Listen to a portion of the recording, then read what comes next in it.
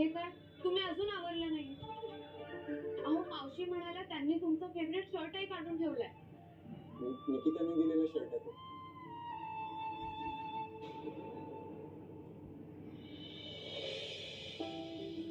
ठीक आहे ना, तो नका घालू.